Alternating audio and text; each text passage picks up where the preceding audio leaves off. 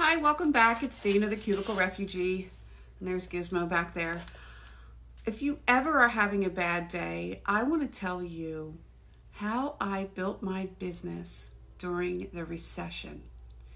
The recession of around 07, 08-ish, when it was the market crash because of all of the subprime loans and all of that. I lost my job. I was what was my fancy title?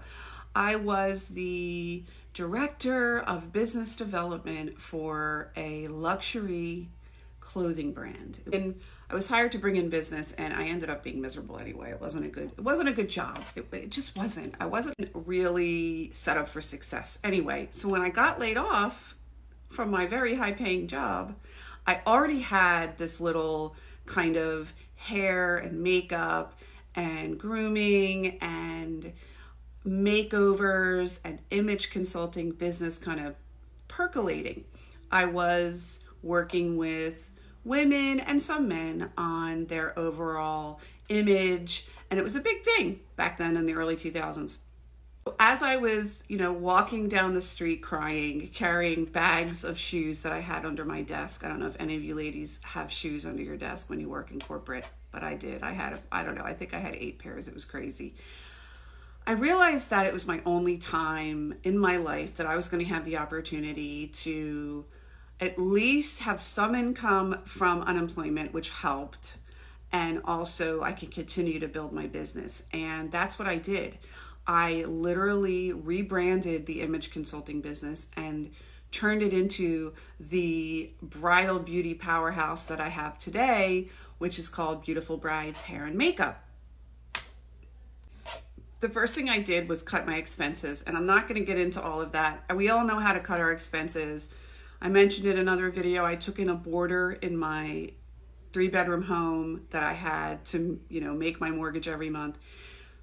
But I literally had a strategy. I was going to rebrand my business to only market to brides because I knew that I needed to figure out how to make money during a time when people were losing their jobs and people were struggling. And during the recession, everyone was struggling. So I knew that if I could figure out how to reach brides and get more into the wedding industry, I would never, ever have to worry about getting fired or having an income ever again. So that's what I did. I mentioned I took in a boarder. I also did a refinance on my home. So I was able to take some money and live on that. So there was little things that I did personally that helped me financially.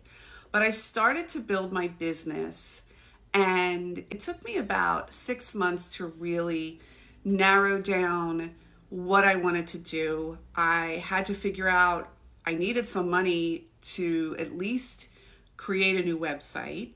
So I figured out how to make that happen because I needed to have a website.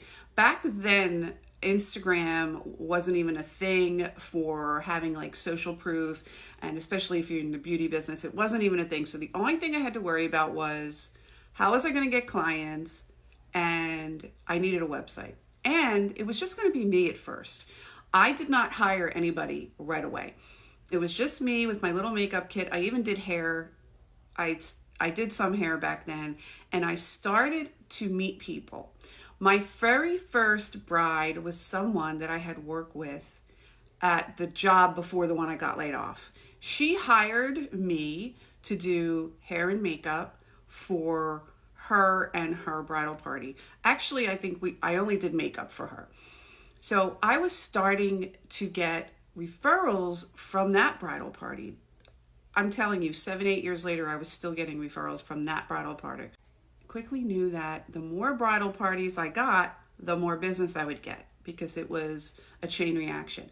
I started to go out and network. That was getting my personal finances in order, figuring out what the website was going to be because that's all I really needed. I think I did business cards and maybe a brochure.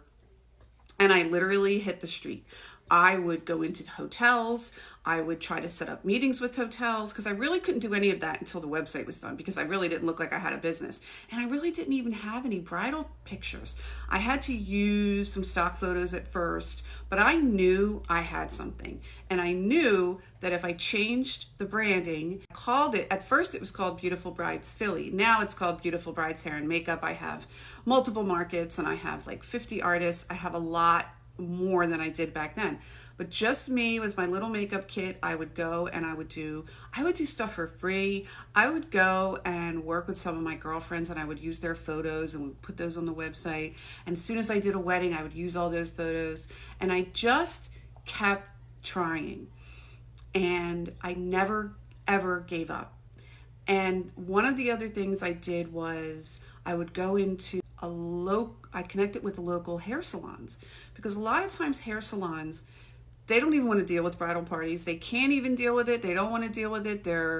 It's too much work. They have to like close their salon on a Saturday. They make more money doing cuts and colors and highlights and all of that. So I would give my business card to salons because they would refer me because they didn't want to do the weddings. And then once I got big enough, I started to hire artists. I would hire more makeup artists and I would hire more hairstylists. And 2 years later, I was redecorating my finished basement and it was a little studio. And after 2 years in the basement, I then opened my own studio. And here, something I'm very proud of. And I was there for 10 years. And I literally, when I lost my job, it was traumatic. Anybody who ever lost a job, it's traumatic. But especially if you have a little side hustle or a project or something you could make money doing, get on it. Figure out how you're going to market it. If you need a website, social media is easy. You could start a business today without a website. But I want you to know that I did it and I did it alone and I literally make my living now.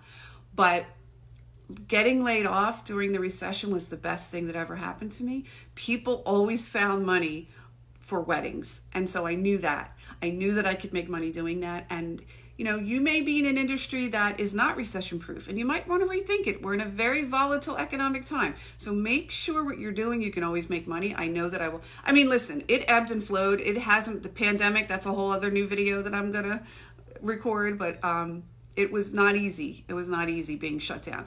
But I built my business during the recession and I continue to have my business now through all this financial turmoil. I'm still here.